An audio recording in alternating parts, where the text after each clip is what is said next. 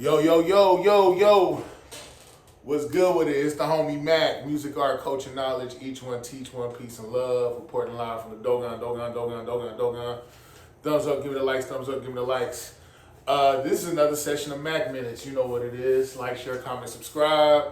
Hit that notification bell so you can see all the amazing content here at 82 Kings.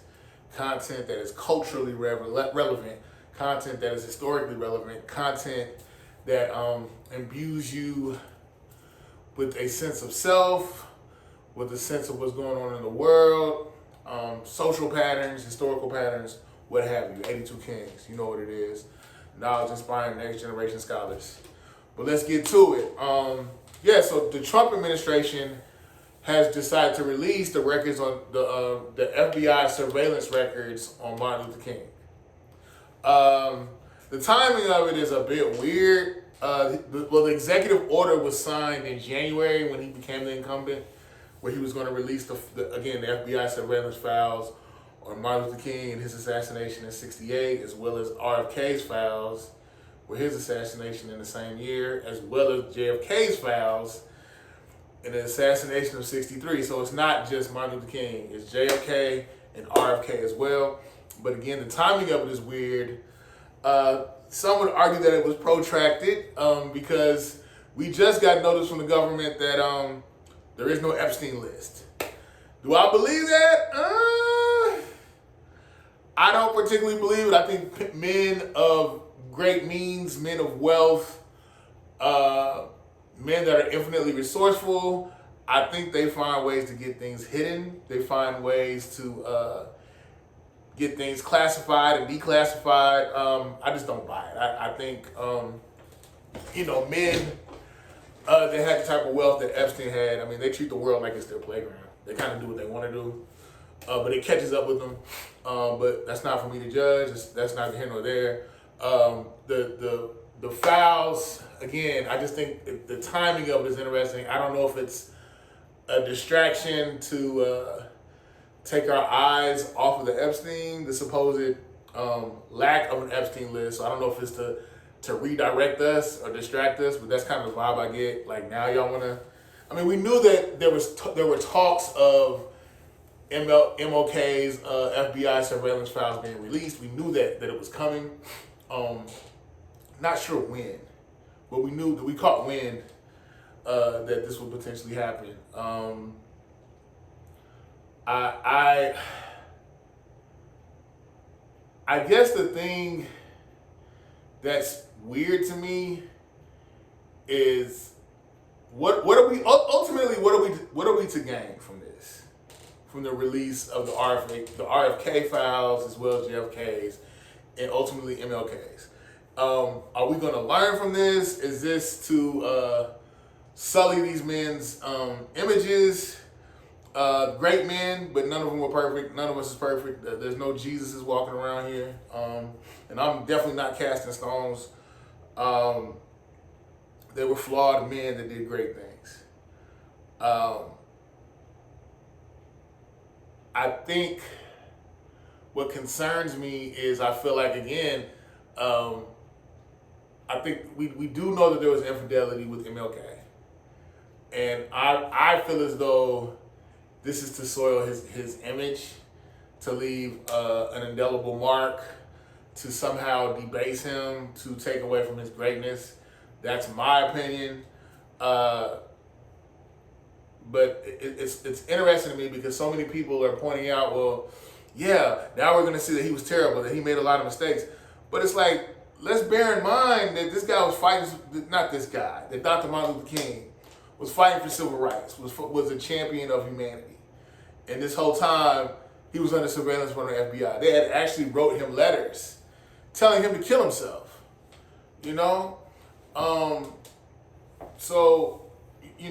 have a new term I use. It's called beautifully human.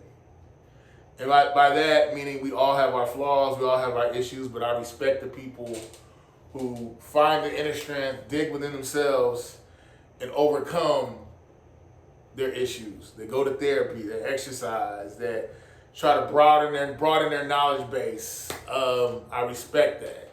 I respect the people who are determined to become their best selves. The people who fight against their lower nature. Like, I respect that infinitely.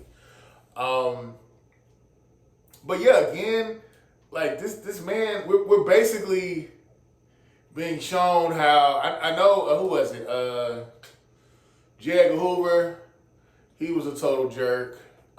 He definitely said, I want to stop the rise of a black messiah, a black man or woman that can somehow unify black people. So it's basically, we're basically learning how America, our government, would stop at nothing to try to dismantle a black person that wanted to unify black people. That they would stop at nothing to dismantle a person who was fighting for human rights, civil rights, what have you. And we know before Brother Malcolm's assassination, he wanted to actually go to, I can't remember what organization it was, but he wanted to present to like a world court that America was making human rights violations against African Americans. So yeah, I know, like, you, hold up 1 second. Give me 1 second. I want to go into deeper detail.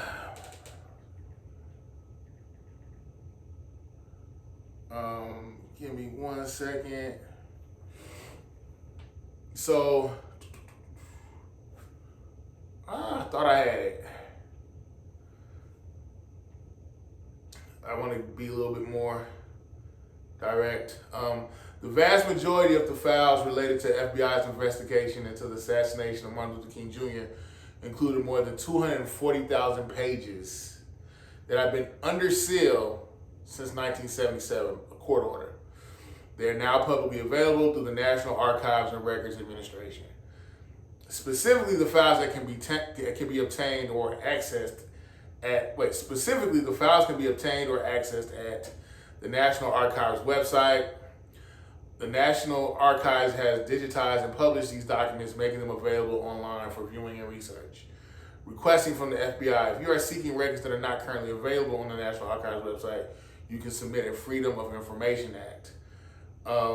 In addition to the FBI investigation files, the July 21st, 2025 release also includes records of CIA deemed related to the assassination of Dr. King, a Department of State file related to James Earl Ray's extradition from the United Kingdom. Important considerations, content. The files contain a mix of documents, including FBI investigation details, internal memos, foreign evidence, and information about potential leads. Readability. Some of the documents are scans of older materials that may be blurred or difficult to read. Historical context. King's family and other civil rights activists emphasize the importance of viewing these files within their full historical context, recognizing the FBI surveillance and attempts to discredit King in the civil rights movement during that era. Freedom of Information Act request. If submitting a FOIA request to the FBI, it's recommended to be as specific as possible in your request to help them locate the records efficiently. So yeah, I'm really curious to see what becomes of all this. What's the general sentiment of the public? I think most people feel like, this is done again to somehow discredit Dr. King as well as the civil rights era movement. We know that I'm not much of a conspiracy theorist, but I just think the timing is interesting. I really do think that this is a distraction from the Epstein. Supposedly the government saying there was no Epstein list.